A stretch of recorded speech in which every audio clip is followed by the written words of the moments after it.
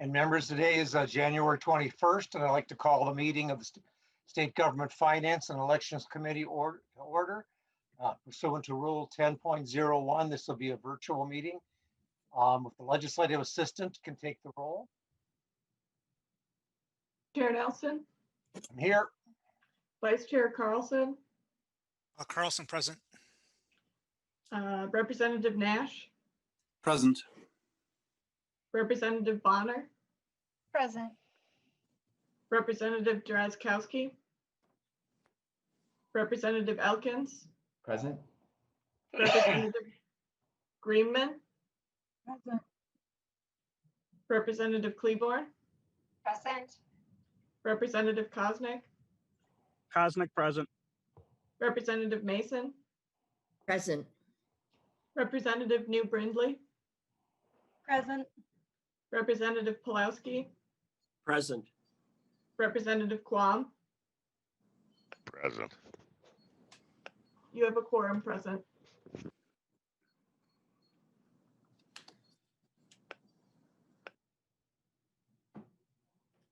Chair Nelson, you're muted.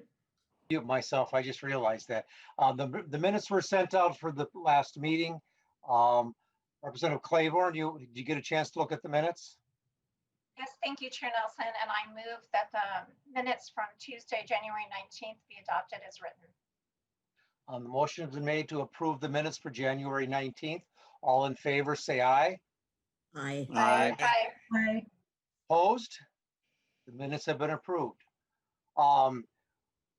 Just to note, the House File 52 has been referred down to the Local Government Committee. So that's something we don't have to take any further action, just mentioned in the committee.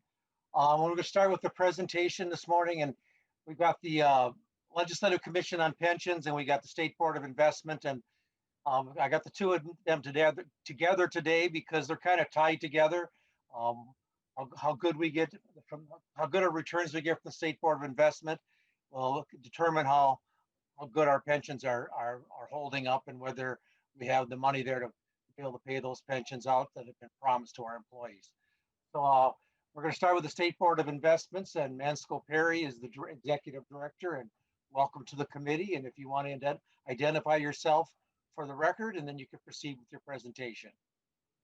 Morning, Mr. Chair and members. My name is Mansco Perry. I'm the Executive Director and Chief Investment Officer for the State Board of Investment. I'll kind of give you an overview of the State Board and then kind of give you an update as to how things have gone since the beginning of the current fiscal year. Andy, you want to start with the PowerPoint? Thank you. Okay, next slide. So the State Board, we're the state's authority for managing monetary assets, and as of the end of the last fiscal year, we were responsible for $102 billion. These assets represent retirement plans, trust accounts like the Permanent School Fund or the Environmental Trust Fund, and we also are responsible for managing the state cash accounts, which comprise the assets of the general fund and the amounts appropriated to state agencies. The State Board of Investment retains quite a few investment managers to manage most of the public retirement assets. These include in excess of 40 stock and bond managers who are responsible for over 70 portfolios, and over 100 private market managers who are responsible for 250 plus funds in our overall retirement pension portfolio. Next, Andy. So the State Board of Investment is actually authorized by Article 11 of the Minnesota Constitution and consists of 4 of the 5 constitutional officers. The governor sits as chair, and the other 3 members are the state auditor, secretary of state, and the attorney general. The board is assisted by a 17-member investment advisory council. 10 of these members are from the public and are required to have some experience with or knowledge of investments and finance. The 3 executive directors of the 3 statewide retirement plans are ex officio members, along with the Commissioner of Management and Budget. And the governor appoints 2 active members, 2 active employees who are members of the plans, and 1 retiree member. Currently, there are 24 members of my staff, but we're beginning a process to grow that out to catch up with many of our other peers. Next, Andy.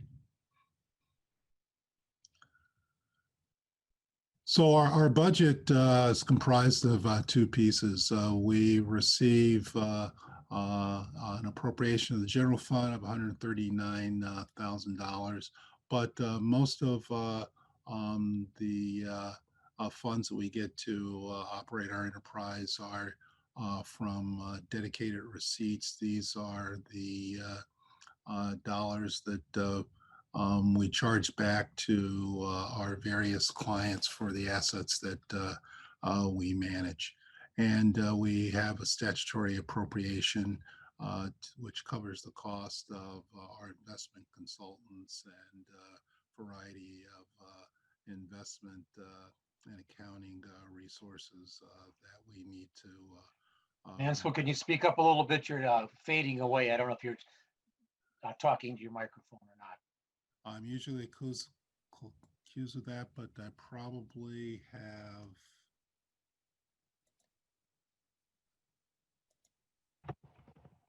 There, that should be better. Okay. It's a little bit better, but you're still kind of quiet. And I know you're quiet. You speak quietly anyway. So anyway, go on. Okay. You know, we get most of our receipts from dedicated receipts and statutory appropriation. Next slide, Andy.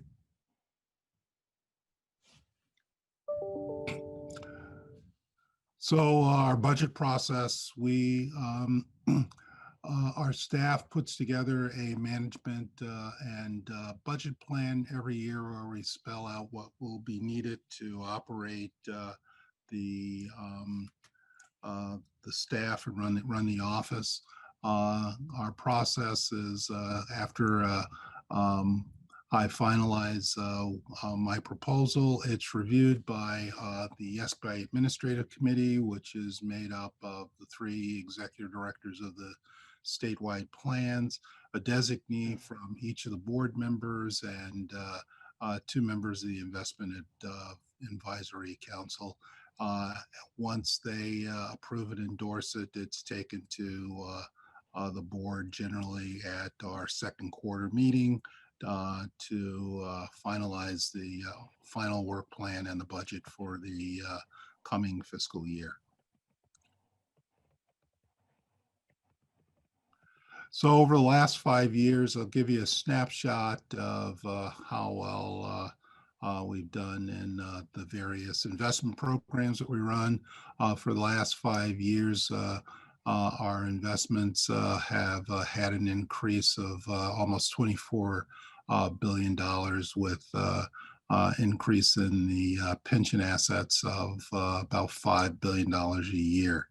We have distributed $13 billion over that time, an average of about $2.5 billion a year, which is the state's portion of benefit payments. We contribute about 72 cents from our investment portfolio to support benefits, about 72 cents out of every benefit payment dollar that's paid out. Over this time, we've also made in excess of $400 million for the non-retirement assets under our charge. As I said, that would be like the closed landfill fund, permanent school fund, environmental trust fund, and a variety of other smaller funds that are in our pool. And also during that time period, we've been able to earn about $850 million for the invested treasurer cash assets, adding about $175 million each year. Next. So as I said, my staff is, there are 24 of us, 15 who are on the investment staff, and we have 9 employees on our accounting and administrative staff. The investment staff is compensated under a salary plan that the legislature adopted back in the early 2000s and was updated about 2 years ago. We're hoping to grow the staff. We've consistently have had a very small staff while productive. One of the concerns that I have is that we are significantly below our peers, and as time passes on, that just adds more risk to the viability of our enterprise. Next, please. So the staff responsibilities are primarily to manage the relationships of all of the outside managers. That includes monitoring their performance and ensuring that the managers are complying with the guidelines that we set up for the management of our funds, and also ensuring that we report on a quarterly basis to both the board and the Investment Advisory Council. We conduct searches for new investment managers on an ongoing basis. This requires us to perform due diligence of the managers. The process is that the staff will make recommendations to me. If they get by that, which is probably the toughest hurdle, we seek endorsement from the IC and ultimately approval by the board. We do manage some money internally. All of the state cash assets are managed internally. That's somewhere now in the order of 12 to 15 billion dollars that we manage. It's all managed on a short-term basis, but is matched up. We get most of our instructions from MMB as to who's responsible, whose dollars we're responsible for, and the timing to which we can determine how long each of the asset accounts should be managed. So we work closely with the pension plans and other state agencies to determine what's the most appropriate vehicles to manage most of our assets. And, in addition to the pension plans, the non-retirement assets, the state cash accounts, we do oversee the assets in the Minnesota Deferred Comp Plan, the College Savings Plan, our Healthcare Savings Plan, and the wide variety of state fire funds that we manage assets. I'd say that's probably the largest. The state fire plans are probably the largest bulk of clients that we have.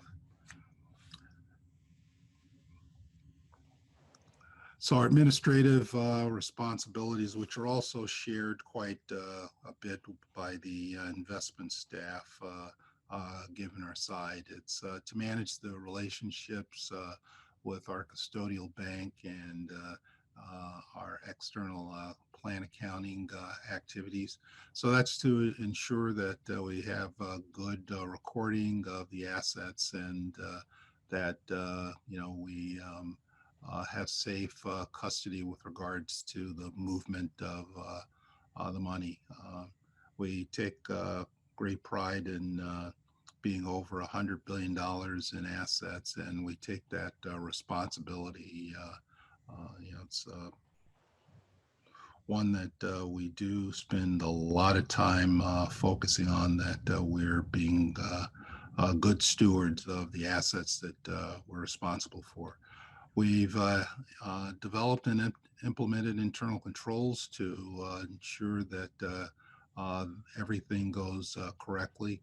We're responsible for the assets to provide in addition to paying the benefits. We put together our strategic asset allocation, which is the primary focus of management of the pension assets, to which we spend a fair amount of our time on. So, we prepare financial reports and schedules for the almost 400 investment plans that we're responsible for. Most of these are small, primarily the firefighters and the state cash accounts. I think that's the last slide, Andy. So as you can see, that's in a nutshell kind of an overview of the operations of the staff. At the end of the fiscal year, we were responsible for $102 billion in assets. About 71 billion of those were the pension assets. As of this morning, that 71 billion over the last 6 months has grown to almost $84 billion. We've had a pretty strong and robust first 6 months to the fiscal year.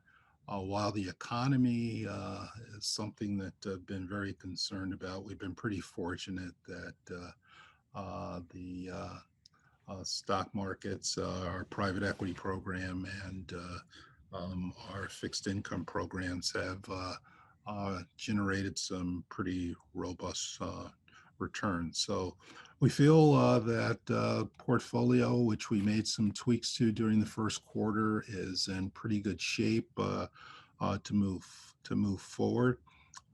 While we continue to have a pretty aggressive portfolio, about 75% of that is in equity markets, both public and private.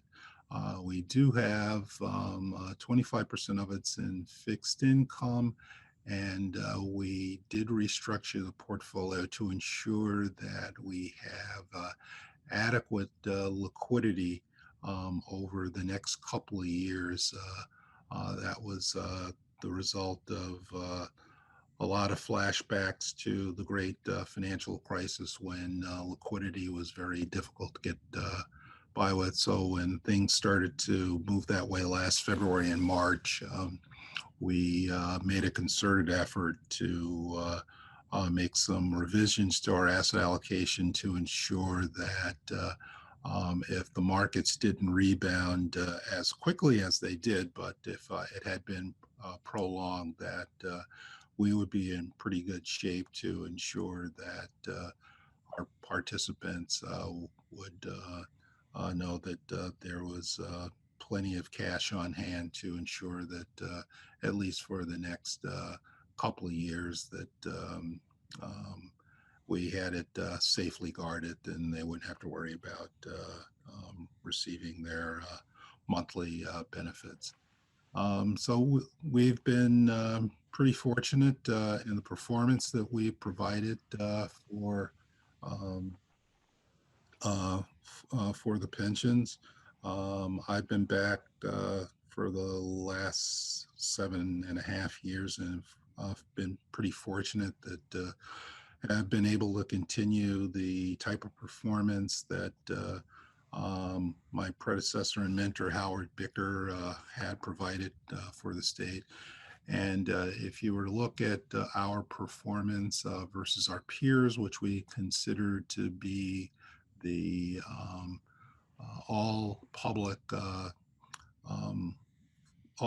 pension funds that with $50 billion or more, we rank as the 15th largest public plan in the United States, but feel pretty fortunate to say that we have consistently been a top quartile performer, and in the last 10 years, we've been a top decile performer. So we feel pretty good about what we've got going on. Have a pretty knowledgeable staff.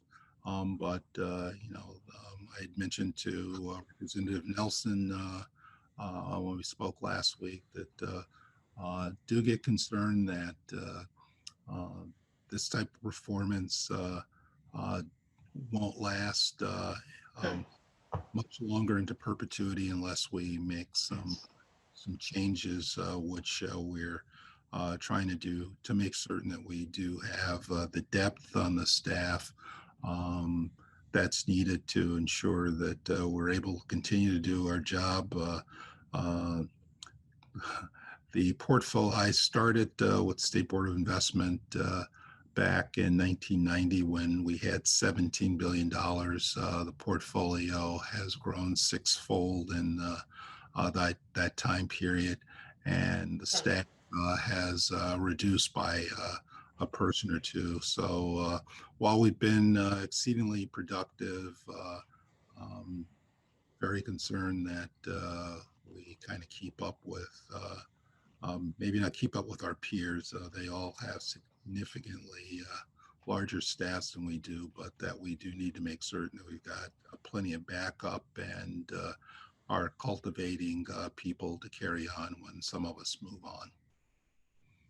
Are there any questions I can answer for anyone? People, if you have questions, please raise your hands. I have a couple questions, and one is for clarification. You talked about the fire plans. That's the statewide plan that volunteer fire different departments have chosen to go into. You do not manage the individual statewide or fire relief associations that have not joined the statewide plan. Am I correct in that? So there are two approaches. There's the statewide plan, which some organizations have joined, and we think that that's the preferred way. But other statewide plans are allowed to invest with us and either our equity, both domestic, international portfolios, and our fixed income portfolios. So they don't have to always join the statewide plan, which I personally believe should be something that they should be highly influenced to do, but they do have the ability to put some of their assets with us in some of our asset class portfolios. And another question I have, and from time to time we get bills that come before the legislature to,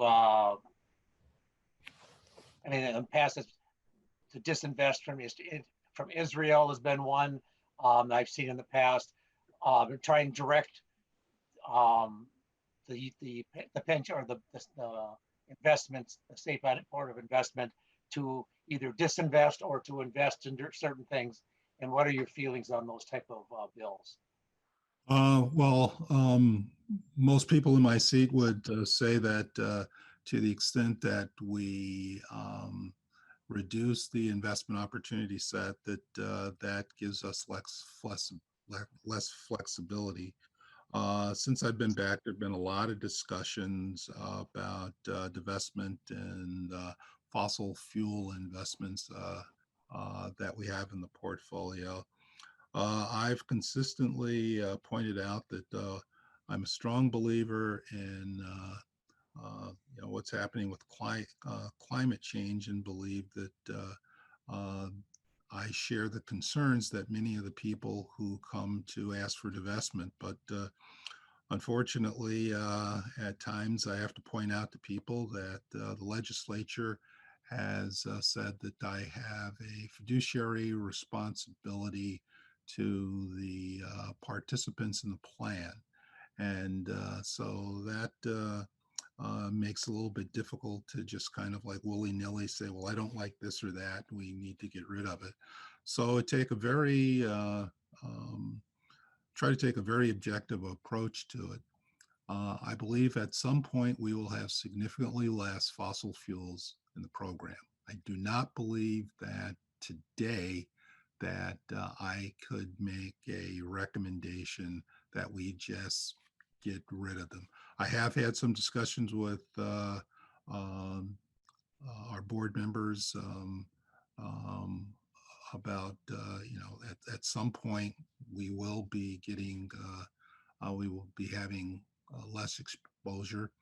Last year, we did make recommendation the board approved that we no longer have investments in any company that received 25% or more of their revenues are produced from thermal coal. So we've implemented that. We continue to pay attention as to what's going on, but one of the difficulties is that um, unfortunately, our economies are still very heavily dependent upon oil and gas to provide energy. And until there have been more advances to get better clean energy available, there's going to continue to be a big demand for oil and gas. I tried to point out the discussion I had at the Pension Commission last year that, unfortunately, transportation is one of the bigger problems we've got. If everyone today were to get rid of their internal combustion engine car and got an electric car, the grid would go down tomorrow. We don't have a big enough electric grid to handle that. To the extent that there are less reliance on it, we will be moving quicker to get out of fossil fuel-based companies. But in the meantime, we take our responsibility as shareholders, pretty significantly, and we've engaged with a lot of organizations that and we vote our proxies to send messages to companies that they need to be moving to less fossil fuel reliant energy sources. Some of the companies that some of the organizations that we've aligned with, in order to do so, we have to point out that we are in agreement with the Paris Accords, which we are, although we've not made a overt statement to that regard. If you look at the engagement that we've had with some of the organizations we've got, it's very implicit in that we are. I believe that there will be less and less reliance on or less and less exposure to fossil fuels in our portfolio, but it will take time. People have noted that New York Common made a big splash earlier this month, and with regards to some of the proposals that we've had discussions about. And but when you read the paper, it comes out that New York Common has divested or said they're going to divest of fossil fuels. Nope, that's not what they've done. They said that they will be looking at it as we have. They've got more resources, so they'll probably get there quicker, but we'll be watching them closely for things that they do. But so I'd say that, we haven't gone and stuck our heads in the sand. We realize that this is extremely important, but I don't have the luxury of just kind of like, well, people are upset, we ought to get rid of it. I can't make that recommendation. The legislature could do so, and then we'd follow it like we do with the restrictions, Sudan and Iran. But right now, my responsibility is to try to do whatever we can to ensure that we have appropriate assets to pay the benefits that the state owes to its employees. Thank you. Members, any other questions? I don't see any hands raised. If not, give a couple more seconds here. If not, thank you, Mr. Manson, Mr. Perry, and thank you for your presentation. And with that, we'll move on to the Legislative Commission on Pensions and Retirement. Thank you very much. It's a pleasure always to talk to you. Bye-bye. Bye-bye. Ms. Lancheski. Thank you. Thank you, Chair Nelson. We have a PowerPoint that Chad Burkett, who is with me from the commission, will be working through with us. Thank you for this opportunity to talk to the commission. If you want to introduce yourself for the record, please. Yes, I'm sorry. My name is Susan Lencheski, and I'm the Executive Director of the Legislative Commission on Pensions and Retirement. Chad Burkett is with me today. He is our analyst. The final staff person that works for the commission is Lisa Dieslin, who I'm sure is behind the scenes watching this. She's a valued member of our staff and has been with the legislature for, I think, close to 20 years. Chair Nelson, I just want to note that you are a longtime member of the commission, and we've very much appreciated your experience and expertise with pension matters. I think we're having a little technical trouble. Are you able to see the presentation? I am not. All I'm seeing is a narrow slice of it. Yeah, a narrow slice of it. I'm not sure what to do about that. Try unsharing and sharing again.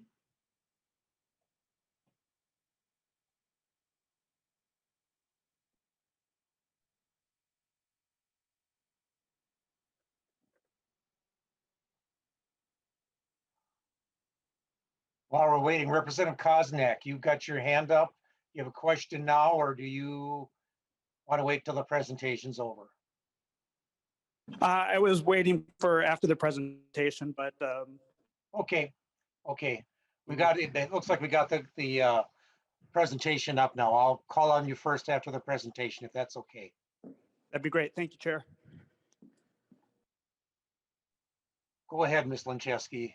All right, thank you, Chair Nelson. We're on into slide 5, it looks like, which that's just fine.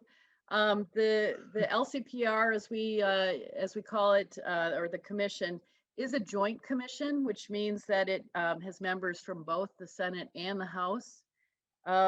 We have 7 representatives and 7 senators, so a total of 14 members.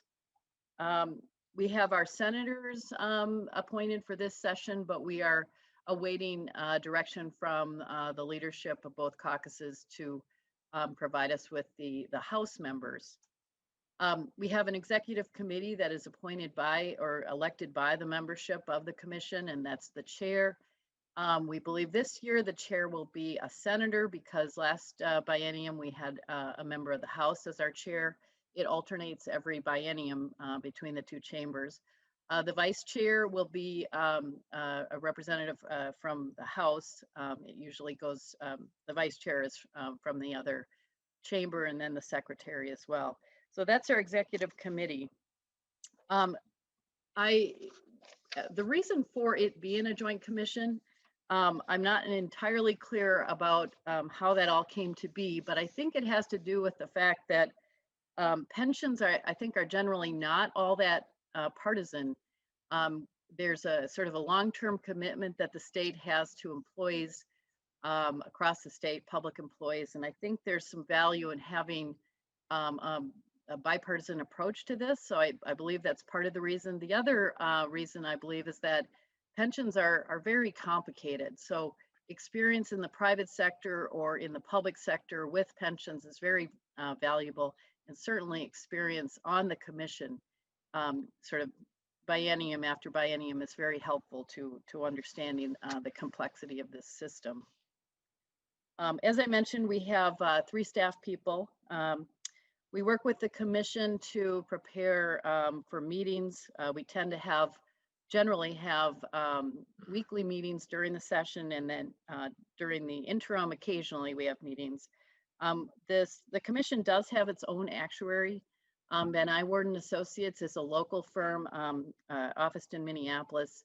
They were retained, as I note here, in December of 2019 after an RFP process, and they will be our actuary for the next 3 years.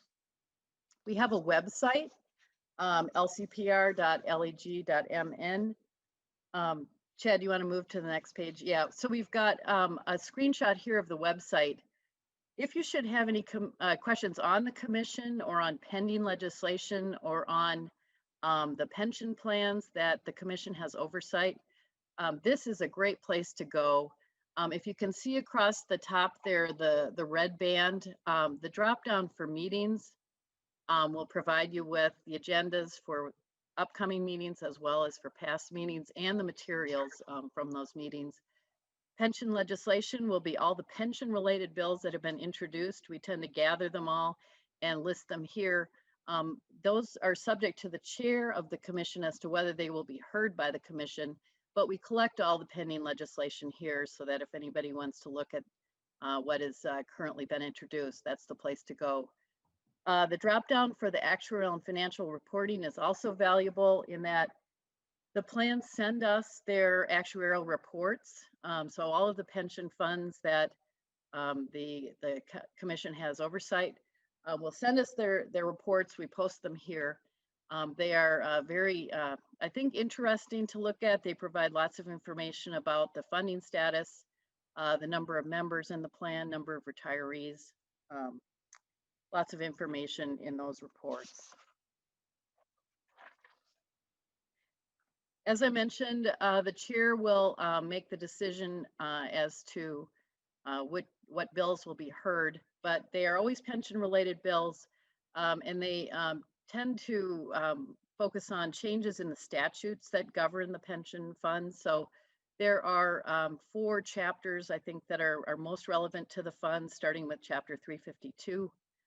So changes to those are set forth in the bills that the commission hears. As you can see, some of the more sensitive ones that are taken up by the commission have to do with change in the rates of the employer and employee contributions. Those are obviously important to employees if they need to contribute more to the fund. Also to employers who may have to contribute more in order to keep the fund sustainable. Another item I'll just note is the ongoing and ever-present volunteer firefighter relief associations that we spend a lot of time on every session. That system has, I suppose because there's so many of these across the state, they tend to have a lot of issues that come up and a lot of tweaking of the statutes that continue to be necessary. Finally, the commission approves the actuarial assumptions that the plans use to calculate their liabilities. The most important of those is the discount rate or rate of return assumption. Right now that's set at 7.5% for all the plans, and is kind of what we're hoping that Mr. Perry will meet every year in order for us to continue to keep the plans well funded.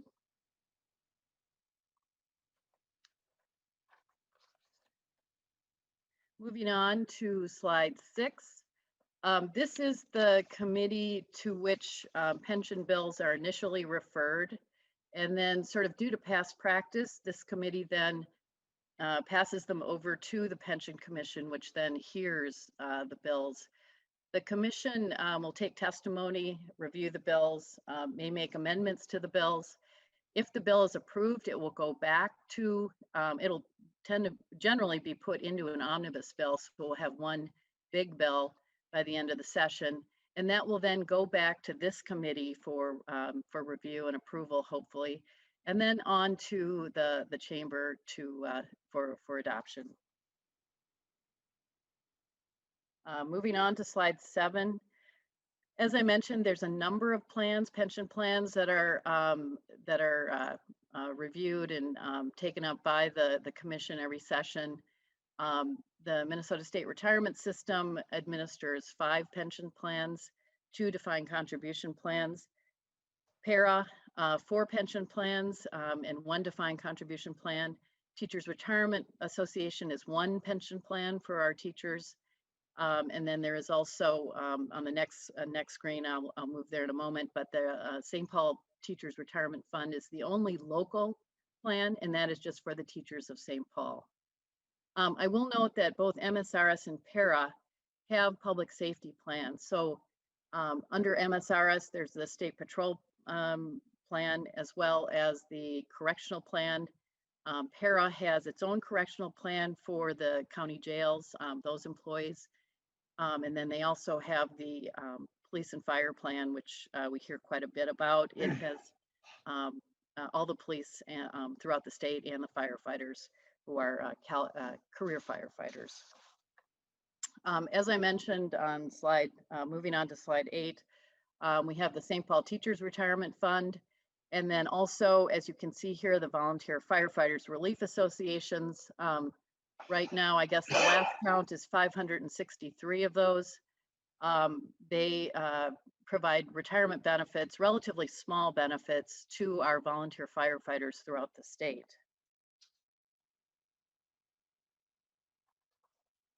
Moving on to slide 9. Our pension plans are administered by the state statutes, or that are governed by the state statutes. So starting with chapter 352 and on to 353 and 354, those are the plan documents. So every time there's a need to change a benefit, we go in and amend the statute. Just a couple of facts here about the pension funds. They require both employee and employer contributions, which makes them quite a bit different than pension plans in the private sector, where those tend to be only funded by employer contributions. Most pensions are paid out as lifetime annuities, and they always have spousal and sometimes dependent benefits that are also paid. Pension eligibility, benefits, vesting, contribution rates, all are provided in the statutes. So if you should ever want to take a look at what, say, the vesting requirements are for the police and fire plan, it is listed, or it is provided in the statutes. Each of the funds has its own governing board and executive director. So MSRS, PARA, TRA, those are what we mean by the fund. These board members and the executive directors are fiduciaries. Mr. Perry mentioned that he too is a fiduciary, as is the State Board of Investment and the Investment Advisory Council. That means they have a much higher standard of conduct and standard of duty to make sure that they are acting solely in the interest of the members and retirees. And they are too governed by statute. So fiduciaries have to comply with fiduciary duty as set forth in our chapter 356A. Finally, pension assets, as I mentioned, they are kept separate, and we heard from Mr. Perry that they are separate, the 70 or so billion. Now I think he said 84 billion. They can't be commingled with other funds, and they are held for the exclusive benefit of plan members.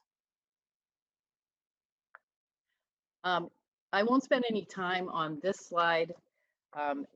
We just heard from Mr. Perry. He went through everything that is on that slide, so I'll just move on. Slides 11 and 12 talk about what was addressed during the last biennium. So during the 2019 session, we had an omnibus bill, as we do every year. That bill included a number of items that are sort of common themes that are in our bills. The last one here is the administrative changes to the statutes. We have many of those every session, and those are taken up by the commission, often generally approved and then put into the omnibus bill. Another one that I mentioned here that is a common theme is the Volunteer Firefighter Relief Association. So every session we amend those statutes. This one here was to change, this is the second bullet, was to change the required number of years until you reach full vesting from 20 years to 10 years, which I think was appreciated by the firefighters, so that now in order to get a full pension, they only have to work 10 years rather than 20 years. Moving on to slide 12. Last session, so the 2020 session, we had similar topics. As you can see here, the last one, administrative changes, a number of those. The third bullet here talks again about the Volunteer Firefighter Relief Associations. We had a number of changes, in fact, fairly significant changes last session to the laws governing our relief associations. We increased the maximum lump sum amount that the reliefs can pay out as a benefit from $10,000 per year of service to $15,000 per year of service. So some of the suburban metro plans have very rich benefits relative to the others across the state. So they can go up to as high as $15,000 per year of service, and that is the retirement benefit payable at the end of their volunteer service. We also put into place some procedures for converting from a defined benefit plan to a defined contribution plan. And we also did some significant revision to the laws on dissolution of relief associations. One other item I'll mention here is the first bullet.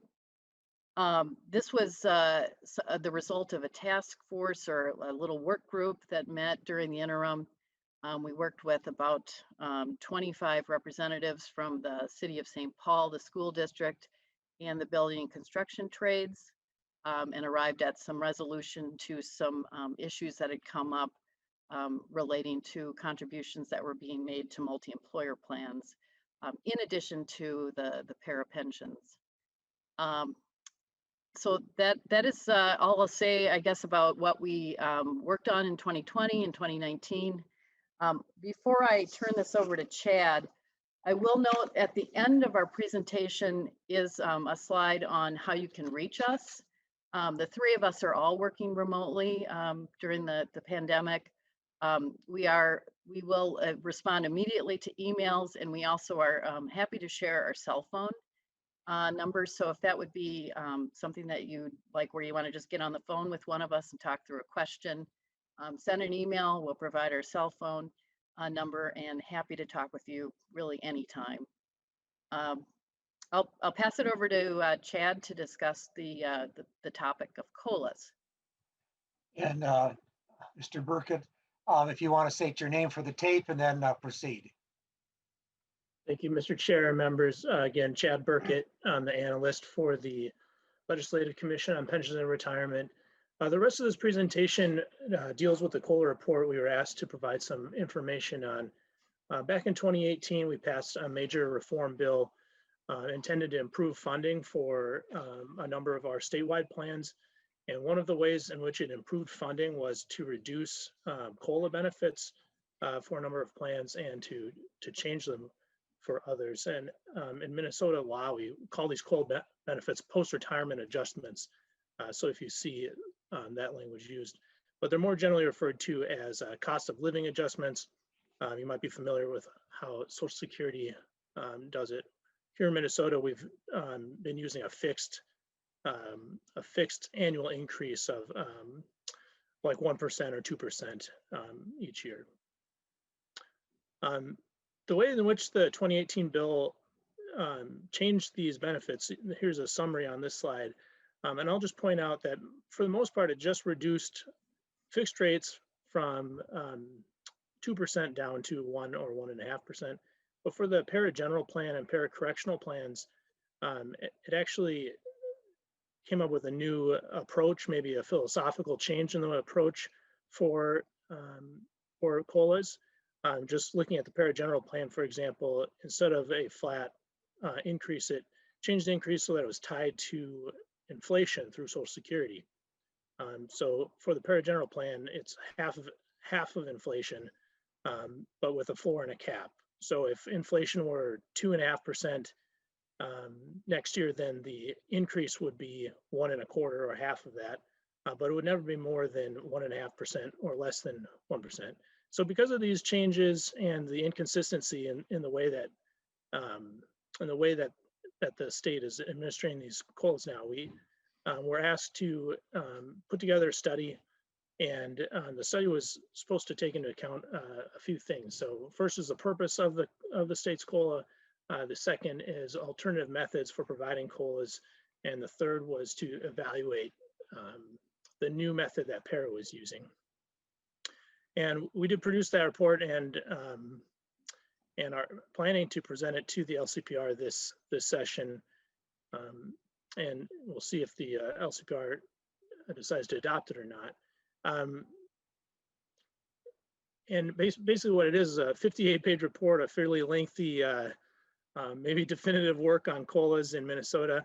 And it really covers everything there is to know about COLAs in Minnesota, just including the background information, summary of what other states are doing and how that can relate to Minnesota's COLA benefits, and discussion on the purpose, and especially some analysis on whether our current COLA structure is offsetting inflation for our retirees, and whether we expect it to continue doing that in the future.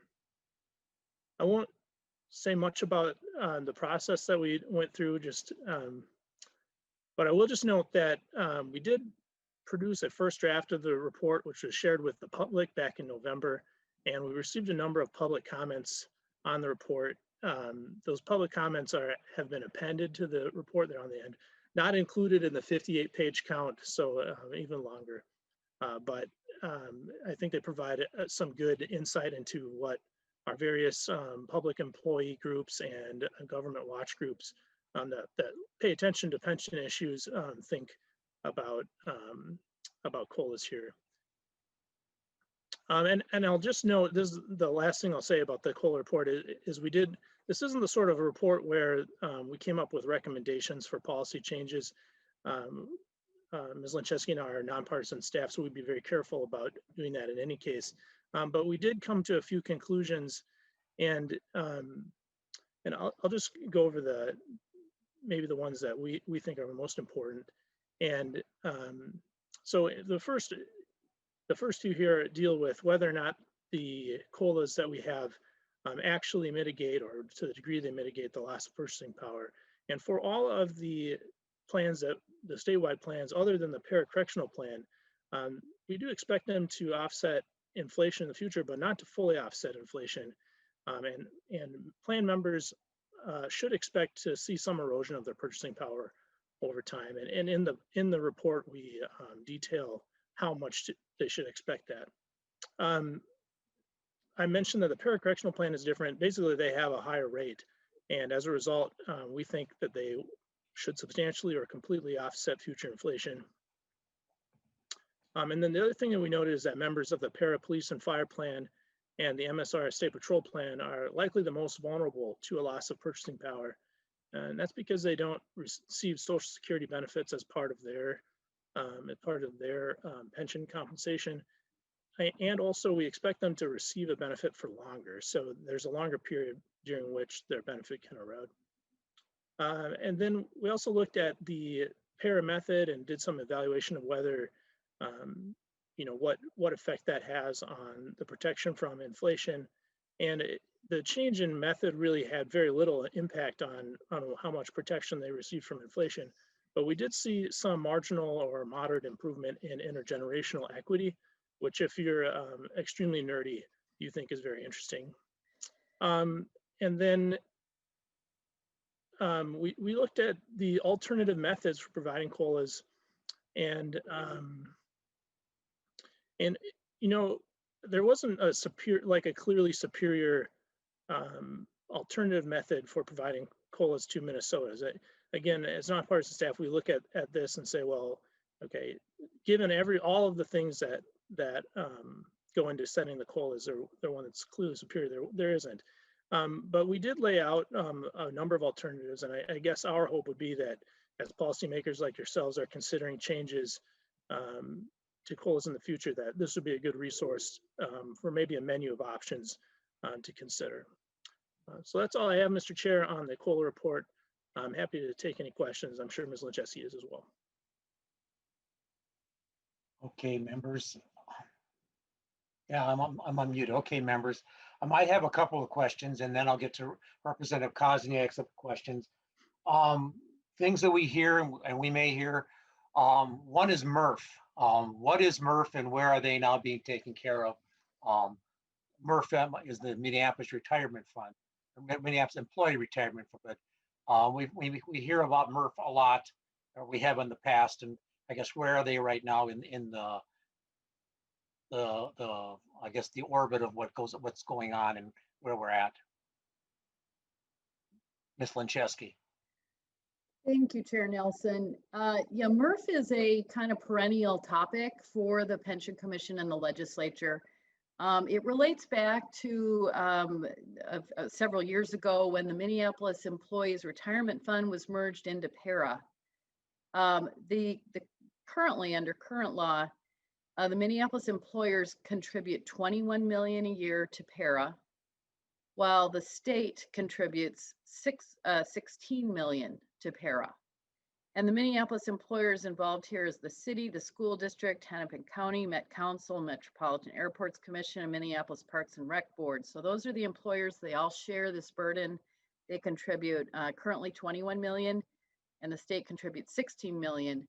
What happens every couple of years or so, though, is that these numbers change a little bit. So they ratchet up and down. So a couple of years ago, the annual contribution for the Minneapolis employers was $31 million, so $10 million more than it is today. And the state's contribution then was $6 million, so it went from 16 to 6 million. This just sort of depends on the legislature makes this call. This is a policy decision as to how much the state is going to share with Minneapolis relating back to this merger. And the reason there is this sort of unfunded liability is that MRF, when it was merged into PARA, was very, very much underfunded. PARA took on this liability, and now the state and the employers are paying back this liability. Thank you. And then the other question I have has to do with, you mentioned that with the police and fire, but what is a coordinated plan and what is a basic plan? You kind of touched on that with the police, but if you could explain that for some members that may not understand that. Yeah. Thank you, Chair Nelson. And Chad can speak on this as well. But basically, it means that the member has not been paying into Social Security. And so these are the basic members. If we call them a basic member, that means that they have not been paying into Social Security during their career with the state or the city or county. And thus, when they retire, they will not be eligible for any Social Security benefits. We refer to a member as a coordinated member because their pension, their retirement income is coordinated with Social Security. So that means that they will receive a pension from the state as well as Social Security, and they will then have paid into the system, the Social Security system, during their employment. We only have two plans that are so-called basic plans, and those are the two public safety plans. One is the state patrol plan, and the other is the para police and fire plan. And the members of those plans have not been paying into Social Security, and therefore will not receive a Social Security benefit based on that period of employment. They may also receive Social Security based on other employment they've had. So for instance, if they worked after retirement as a security guard for a private company, they then will be able to pay into the system and get a Social Security benefit. But for their period of employment with the public employer, they have not paid into Social Security and so are considered basic members. And Ms. Lancheski, why? I mean, I know the answer, but why is that they're not paying into Social Security and they just have the pension going back historically? Ms. Lancheski. Yeah. Thank you. And again, I'll invite Chad if he has a better recollection. So many years ago, there continues to be, and there was then, an ability for a workforce to opt out of Social Security. It's Chapter 187 agreement or something like that under federal law. Years ago then, there was, I think, a vote taken actually of the members at the time, and they voted to not contribute to Social Security and be apart from that system. So it's been that way for many, many years. I would also note that both of the teachers' plans have a few basic members as well. And so those folks have, years ago, they were not as part of the Social Security system. After a certain date, everybody became a coordinated member in those two plans. And so we no longer have many of these basic members. They're slowly retiring and leaving the system. And part of it was that members, it was that some of these plans, like the state patrol plan and some of the police and fire plans, were started and were up and running long before Social Security ever came into effect. So that's why they remain, that's why they're that way they are. A lot of the people that were in MRF, the Minneapolis, again, those plans were started before Social Security. So that's why they never joined Social Security, never paid into that. And I guess the last question I have, you mentioned about the discount rate or the assumed rate of return. Why is that important when we talk about what that rate is? How does that affect the plan? If we raise the assumed rate of return or lower the assumed rate of return, how does that affect the investment and the security of the plan? Ms. Linczewski. Yeah, thank you, Chair Nelson. So as I mentioned, the assumed rate of return right now is 7.5. As that rate goes down, so what it's based on is what we believe, based on what the actuaries tell us, what we believe current assets will be able to earn over sort of the amortization period within the plan. So we're looking at what we think Mr. Perry is going to be able to achieve in investment returns over a very long period of time, typically as long as 30 years. So if that rate of return goes down, it's used in calculating liability. So these are what the plan owes to members in the form of benefits. So if we assume less, smaller returns, those liabilities go up. So that means we're going to have to contribute more to make up for that assumed loss of earnings over this long period of time. So if we were to ratchet it down to 7%, we would suddenly see this spike in what the actuaries determine as the benefit liabilities for the funds. A few years ago, the rate of return was higher than 7.5. And so there was quite a bit of discussion at the legislature and in the commission on lowering that rate. And that did cause a corresponding increase in the benefit liabilities as determined by the actuaries. Chad, do you have anything you'd like to add to that? No, I think, Burkett. thank you, Mr. Chair. No, I think you covered that well. I'll leave it at that. Representative Kosniak, you had a question.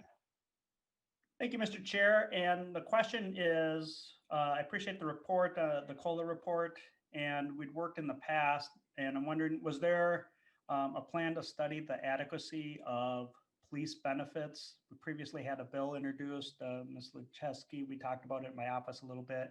Is that something I need to reintroduce, or there was talk that the commission was going to do it on its own, but over the number of years, I don't believe that they have. So could you update me on that if you recall the discussion? Ms. Linczewski. Thank you, Chair Nelson and Representative Kosniak. I think that we should maybe talk offline. It is true that changes were not made, and I'm trying to recall exactly what we had looked at for the bill that we talked about, and I'm sorry to say I can't remember the details. I don't know if you can recall what it was. Yeah, no, Mr. Chair. Representative Kosniak. Yeah, thank you. What it was looking at was for younger officers that happen to be totally or permanently disabled in the line of duty, but they haven't been on their police force for a very long time, had significantly different benefits than if they had been on the force maybe 10 years or even longer. And the situation is that we asked these officers to put their life on the line for us, and a real recent example is the officer in Owatonna Right now, he will get some decent benefits for the first couple of years, but those benefits will change because he hasn't been in the plan for very long, and so he being permanently and totally disabled isn't able to earn an income in a different profession or anything, but he is not able to receive the same benefits that a different officer would if they had been on the force. And I'm just going to guess because I don't know the exact, so don't quote it. But, you know, like if he'd been working as a police officer for 10 or 15 years, he will receive significantly different benefits. And so there was a there was a big discussion about it from a constituent of mine that was an injured Minneapolis officer. And there was a lot of discussion over the years with my predecessor, former Representative Holberg, that the commission should at least take a look at the differences and if we are providing adequate benefits for younger officers that are permanently and totally disabled and not able to earn a different income somewhere else after their injury. Ms. Linczewski. Thank you, Chair Nelson and Representative Koznick. Yes, I do recall that we had discussed that and that we may have even put a bill together. I'll ask Chad, also Mr. Burkett, to speak to this, but I think the issue that we had been looking at the time was there's an offset for workers' compensation that is paid to these disabled folks, and it's quite a reduction in the benefit that they would have otherwise received. And it does have some kind of really anomalous effects on certain individuals, like these young officers that get disabled. Sort of a larger look at the system, so this would include workers' comp as well as disability benefits under para, is probably long overdue, and would be something I think that the commission could take up if, you know, the chair would like to go ahead and do that. So I think you're right. I think, well, I know you're right about there having been this issue, and I think a further look at this would be great. Yeah, Chair Nelson, if I might turn it over to Chad quickly to talk just a little bit about what para is looking at by way of some changes to their disability benefit. Does not address this workers' comp offset, but it does have some impact on the disability benefits that would be paid out of para. And Madam, Ms. Linczewski and Chad, that has to do with the people that retire or get disability close to the normal retirement age. Is that what we're talking about, Mr. Burkett? Thanks, Mr. Chair. Yes, the para legislation does deal specifically with taxability of disability benefits for people who are over the normal retirement age of 55. I think one point that Representative Koznick brought up was that how COLAs play with the disability benefits for police officers. Because they have a cost of living adjustment of 1% annually, someone who's injured in the line of duty at a young age will see their increase go up at 1%, which is roughly half or a little bit less even than what we assume for inflation. So by the time that person's reaching age 55 or a normal retirement age, they've actually seen a significant erosion of their benefit. And then, of course, if they live well into a normal retirement period into their 70s or 80s, that could erode additionally. So I think that's where some of the concern came up, at least in a particular case with disability benefits. And then, as Ms. Linczewski noted, they are coordinated with the disability benefits for police officers are coordinated with their workers' compensation benefits, and there's an offset there. So I think both of those things need to be explored together. Representative Kozniak. Thank you, Mr. Chair. And it's Koznick, but that's Koznick. Yeah, I'm sorry.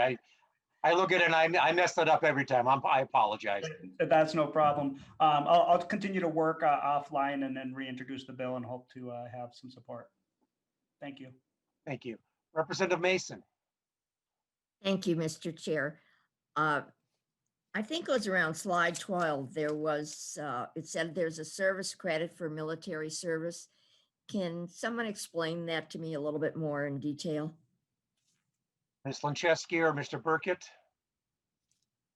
Yeah, Chair Nelson and Representative Mawson. So this was back, I'm not sure if it was 2020 or 2019, but we did include that in the list of items that had been addressed. And this relates to individuals who either have some military service, generally in the reserves prior to coming to public employment, or take a time out during public employment and go, serve some time in the military, in the reserves. Those individuals have always had the right under federal law called USERRA, which is, I think, I'm not even sure what exactly it is, but USERRA, USERRA, federal act that allows them to return to service, to public employment, and then allows them to retain rights that they would have had under their pension plans. So this applies to both public and private employers. So we've always had this federal right, which is in our statutes, that allows people to come back from military service and then buy back service for the period of time that they were away from public employment. We kind of expanded that right in this most recent round of changes that was enacted, I think, in 2019, but I'm forgetting which year. And that expanded that right so that in addition to the right that you have to do this under the federal law, you also have a right now to do it under state law. And the reason the state law is good to have as well is that the federal law has some due dates. So it has some cutoffs. Like if you don't respond to your public employer and ask to buy back service by a particular date, you lose that right. So we expanded that to allow for a longer period of time to buy back this military service. So the way it works is the para in this case will calculate how much you owe, which is missed employee contributions. And then you pay that in and you get your service back. That's under federal law. Under state law, it's a little bit more expensive in that they determine the actual value of the additional service and require you to pay that amount. And then you get back that service, and that make sure that your benefit stays intact and is not reduced for the period of military service. Okay, thank you. Representative Mason. Thank you. Any further questions? I just went to look back on that slide 12. Members, you may hear some about augmentation, and there are some people that used to be, and some of it has to be hospitals, but they used to be public and state employees or local employees, and then those places were privatized, and they ended making payments into the state pension plans.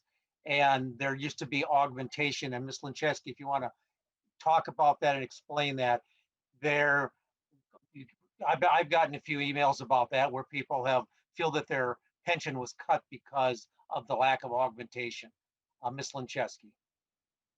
Yes, thank you, Chair Nelson. This is a topic that just doesn't seem to really go away. And so what it relates to, and it's a really kind of a niche thing. So if someone works for the state for a number of years or for the city or county, but then they terminate service. So they leave public service, but they're not old enough to start getting their pension.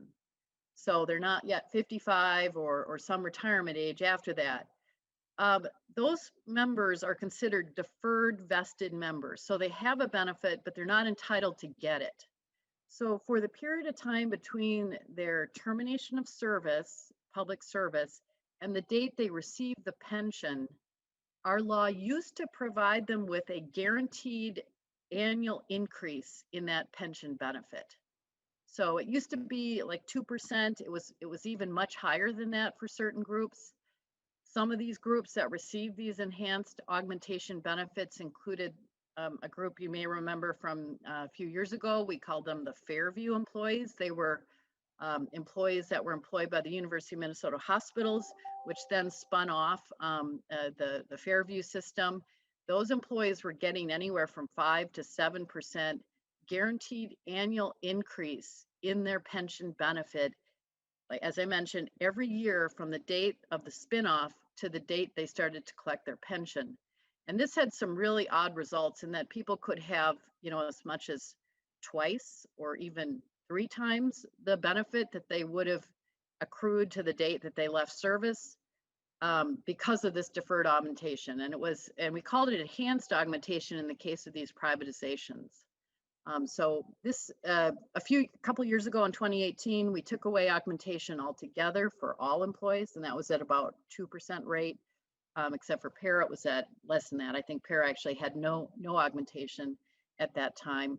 And the reason for doing this is that we pay COLAs, we pay these annual increases on retiree benefits, but augmentation is really unique to Minnesota. None of the other state pension systems around the country provide this kind of a benefit, and it costs the plans money.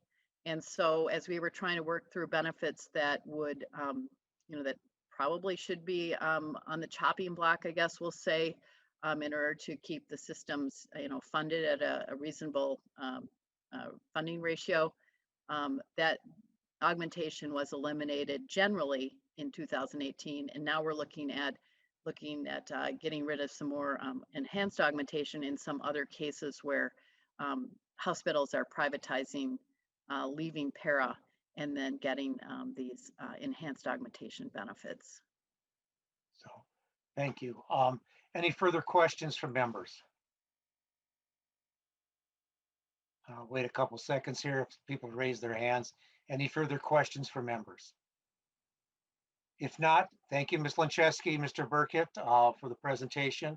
Hopefully we won't have any real contentious bills that we have to take up in the pension plan. And members, when the pension bill comes forward, there's also from time to time, and I think there's one that was put in already, that are what they call one-offs, that where somebody was, for some reason, in some cases, somebody, for some reason, some of their service time wasn't credited, they weren't paid in on, and they're trying to fix mistakes that happen from time to time.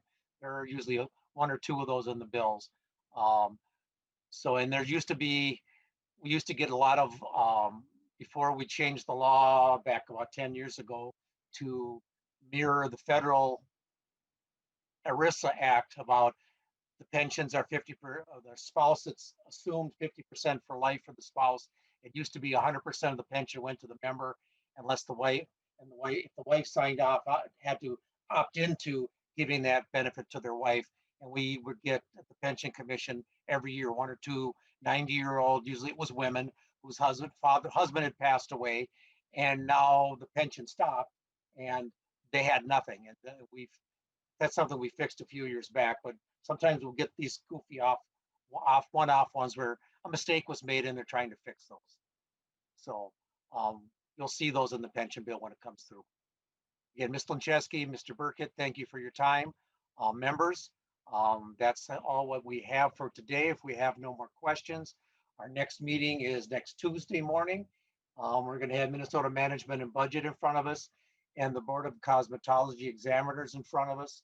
And also, one of the things we're going to be asking them, and I hope Minnesota IT is here for them, is they've had a big IT project, Minnesota Board of Cosmetology did, and we should be asking questions and finding out how that has gone and where they're at with that, and go from there. So members, with that, if there's not any more questions or anything I forgot, Ms. Rudolph or Ms. Spreck, I see shaking their head, then we're adjourned. Thank you, members.